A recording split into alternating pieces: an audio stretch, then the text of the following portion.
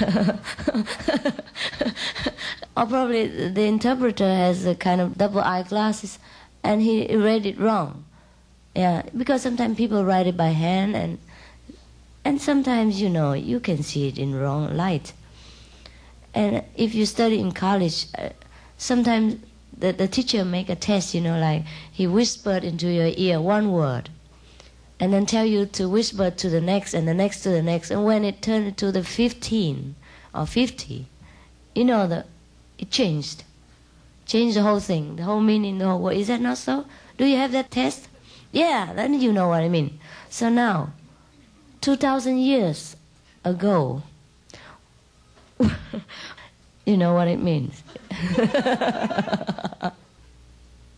When it changed, when the word, one word changed from the first to the 15th or 50th person, in the same room, same time, within a few minutes, how do you think many thousand words would preserve their purity and originality after 2,000 years? So, it's very pitiful for us to, grovel in this kind of darkness and trying to find out the exact meaning of God interpreted by men. So the only thing is we have to pick out what is logical. Try to use all our might and sincerity to pray for enlightenment. At least to pray for the right meaning and the right text from the Bible. And pray to God that we pick out only the right one. Well, I did pray very hard. When I was younger, I'm still young, but when I was younger, I prayed to God every day. I sleep with the Bible every day. I feel better that way. When I was in Vietnam, then I pray with the Buddhist Bible. When I am in Europe, I have no Buddhist Bible, so I pray with the Catholic Bible. And I read every day, one chapter at least. And when I went to the church, I pray for nothing else except, God, if you exist, show me. That's all. Let me know you. Show yourself to me. I never pray for anything else. The same, I pray the same to Buddha. If really you exist, please show me where you are. That's all. So probably because of this prayer and sincerity, I have known God. I have known Buddha. Anyhow, we are good friends now. And nothing big deal. God is there all the time. Has been. Always there and will always be. Just that we ignore God, not God ignores us. And it's so simple that we live in God every day, every second, every splitting moments of our life. But we just don't know. And because we are ignorant of the fact that God takes care of everything, we really do not believe that even one hair falls down is also the decision of the Lord. Is this not so? It says so in the Bible. It is truly so. And we only know that and believe that after we truly experience God. God consciousness. Truly know the kingdom of God. Truly surrender. And then we have no more sin whatsoever. In the Bible it says God made man in his own image.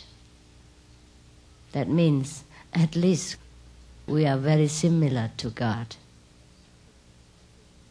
Why should we be sinful if we are in the image of God?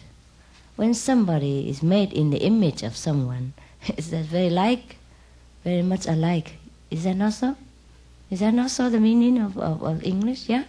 Okay. So now if we are very much like God, then we are nothing else except we are God. And didn't Jesus say that everything he does, we can do? And that we are all the children of God. If you are the children of Rockefeller, what do you think you are? Huh? You're Rockefellers. No? Yeah. And you have all what the Father has, or not? Yeah, ask them. Ask the Rockefellers' children, what do they have? They have all the prestige of the Father. They have all the possessions that the Father left for them, or even when he's alive. Is that not so? Yeah. No. The negative power, the Satan power, like us to believe that we are not God, that we are sinful, that we are bad, that everything we do is sin. And we believe in that. Therefore, we don't truly believe in God. No? We like to, but we are conditioned to believe in the opposite direction. Therefore, we are cheated to believe in the opposite power instead of in the power of God. So that's why Jesus had to suffer, because most people do not support him, do not support his ideas, do not support his positive power of speech, of actions, of faith. So they kill him. But at least he has awakened some people in his time and continue to affect many generations after his crucifixion. Yeah. So he has done a great deal to mankind and brought us great civilization. That is the work of the Messiah, of the prophet. But he was not the only one, and he is not the only one, and he will not be the only one. Because he already promised, everything I do, you can do even better. You can see our world's getting more civilized each day because of the masters of different times has come and graced our earth with their wisdom, with their blessing, with their positive, intelligent energy. So even though sometimes we are not in direct contact with these masters, their energies, their blessing still grace our life and make things different for us and make the world become better and better for us. So now in order to understand all these talk in the Bible or what the Jesus teaching, we must also do what he did. Contemplate on God. Pray in secret. If you have already studied some meditation techniques, please continue.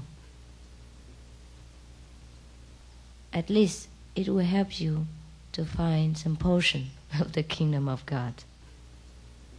And for what I know, the technique that we are doing is not truly a technique because nothing is written down, but the transmission comes through silence and through inner perceiving faculty, not through verbal exchange. And so for what I know, this kind is the best, quickest, and the last door to God's kingdom. It also says in the Bible that we should eat vegetarian. In Psalm 78, God say, don't kill any more she-goats and he-bullock to make offering to me. Stop all this killing of the innocent lives. Otherwise, your hands are full of innocent blood. And when you pray, I will turn my head away. I will not hear you. Stop all this. Otherwise, I will not forgive you. Is that not so? Yeah? And elsewhere it said, meat for the belly and